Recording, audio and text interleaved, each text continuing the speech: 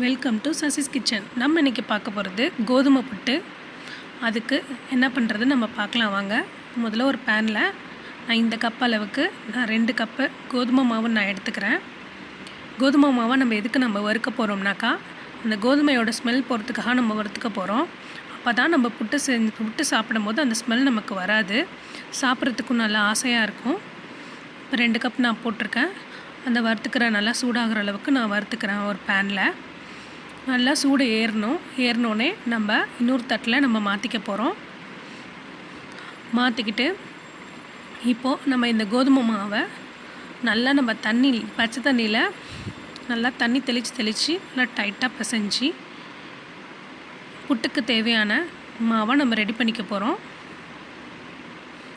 இதோ நான் மாற்றிக்கிட்டேன் பாருங்கள்.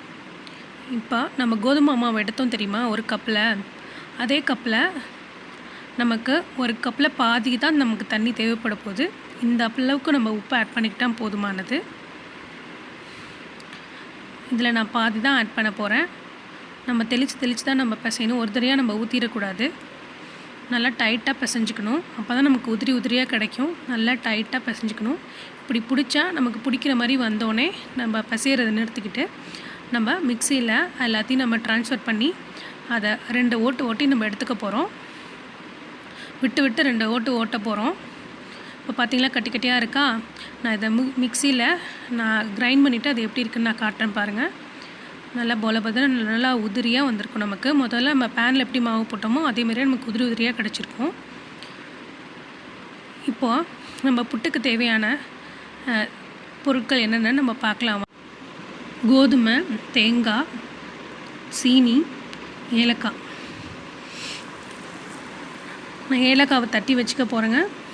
நான் இட்லி பானையில் தண்ணி விட்டுருக்கேன்.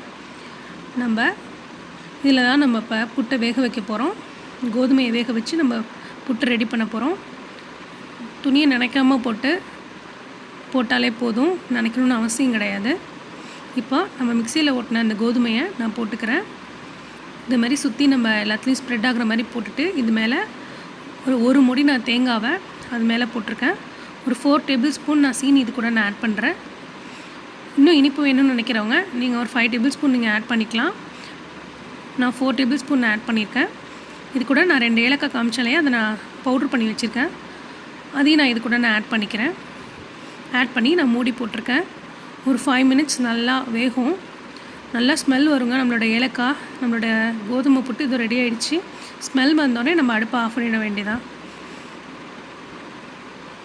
எல்லாத்தையும் நான் ஒன்றா போட்டுக்கிறேன்னு நினைக்காதீங்க. அது ரெடியானது ஒரு 5 நிமிஷம் வெந்ததுக்கப்புறம் நம்ம அதை எடுத்து எல்லாத்தையும் ஒன்றா செய்கிற மாதிரி நம்ம கலந்துக்கிட்டாக்கா நம்ம மிக்சியில் எப்படி கிரைண்ட் பண்ணோமோ அதே மாதிரியே நமக்கு உதிரியாக கிடைக்குங்க. இது பிடிச்சிருந்தால் லைக் பண்ணுங்கள், ஷேர் பண்ணுங்கள், கமெண்ட் பண்ணுங்கள், மறக்காமல் சப்ஸ்கிரைப் பண்ணுங்கள்.